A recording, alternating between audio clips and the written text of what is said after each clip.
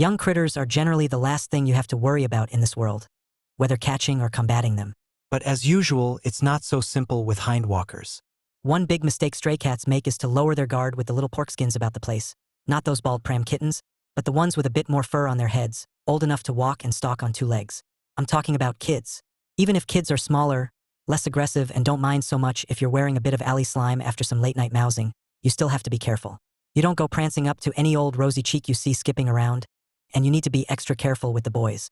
The worst by far are the little male tender hearts. When they start cooing like a pigeon, you know they're just setting you up for an ambush. I knew someone who was a real sucker for that kind of thing.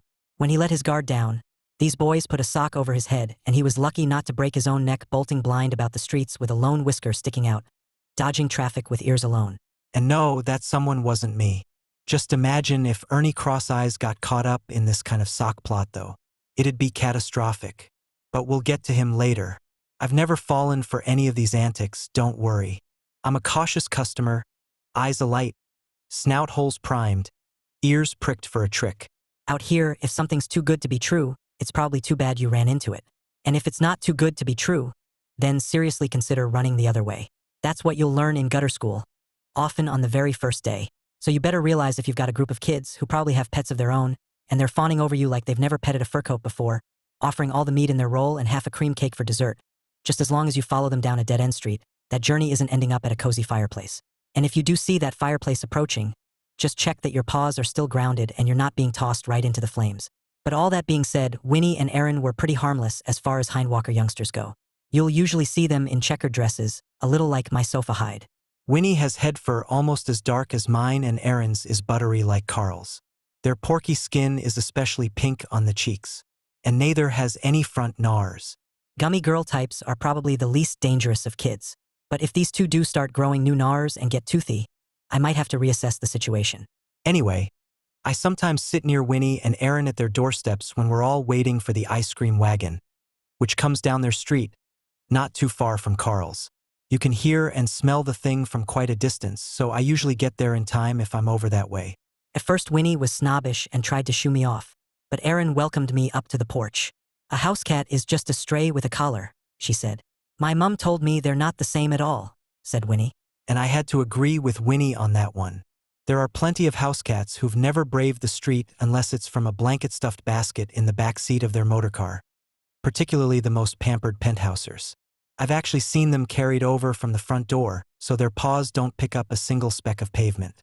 And I think until you've spent whole nights hiding from rabid dogs in dank drains and licking a toppled rubbish bin for breakfast, when your soap brand is puddle muck, applied by a speeding tire or clopping hoof, when the closest you get to a pat some weeks is rubbing your mite-invaded flank raw on a rusted pipe, you can't say you know anything about being a stray.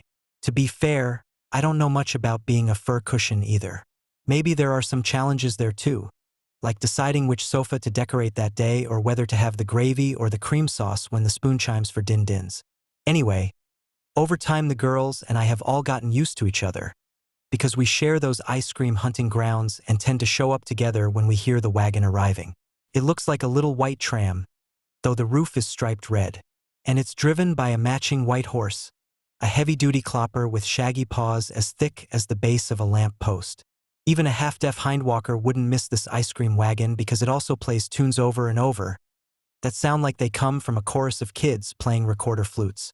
I first thought the ice cream man had trapped some stray kids inside the wagon with him to make the tunes, but there was no scent of them. And then I spotted him cranking the handle on this box in there with one hand while he was riding along. You can see the box actually is full of flute pipes like the ones the hindwalkers stick in their gums, but somehow these make sounds by the cranking motion. It's just another one of those porkskin gadgets where you have to admit you'll never really know what the hell is happening. So you just accept that somehow it is happening and leave it for the cat gods to figure out and tell us all about later. And though that horse is about as big as a whole dog pack stuck together, and the hoofs might crush my head with one stomp, even though he gives me the wild eye and a bit of a chisel-toothed snort, I promise you horses are still far more preferable to hounds. Even if he ever tried to chase me mutt-brute style, I wouldn't really mind because I could lure that ice cream wagon he's dragging back to my alley and with a fast evasive maneuver, create a massive spill in the process. But the reason it's important I'm on good terms with some of these kids like Winnie and Aaron is that the ice cream wagon only stops for hindwalkers. I've tried to hail the thing over when I've run into it on my own, swinging my tail and yowing out loud, But it never stops for cats, it just doesn't. Don't worry. You can see this here, Ali Ace sure solved that problem though. And really, that's the main difficulty, and from there things usually fall into place by themselves.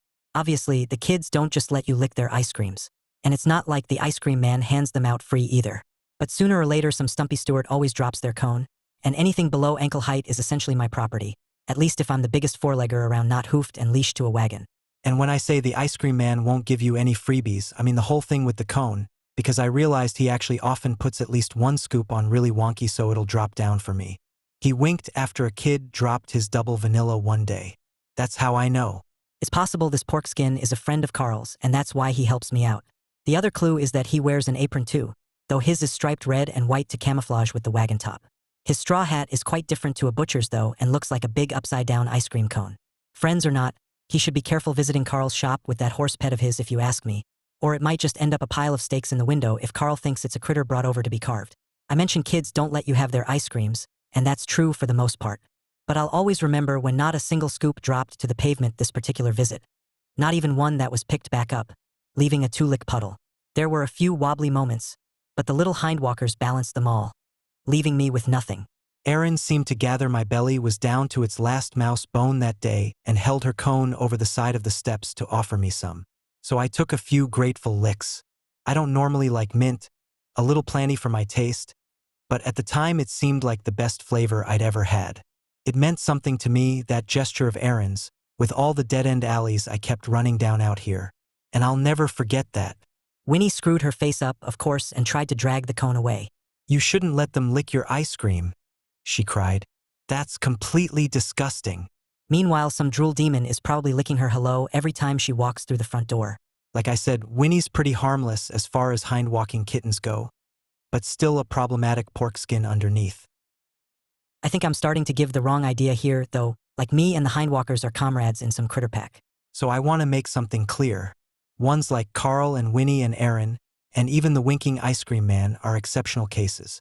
They're just the result of expert select picks by me, from a herd of quite uncouth creatures. And as for the horse, it's hard to know what to make of him.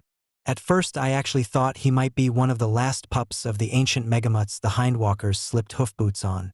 But since he doesn't have dog stench, never pants or barks, isn't growing, and those clopping boots definitely don't come off, I realized he's his own critter. He gives me no trouble though, just a few of those wild eyeballs sometimes, which I'm certainly used to. But like I was saying, if you go around pretending the average hindwalker is like my expert picks, it's like pretending every paper bag you find is carrying a chunk of meat pie. That's almost never the case, and even when you do find pie, it's often a moldy, meatless little lump of bug-covered crust. In other words, a practically worthless, soul-crushing disappointment.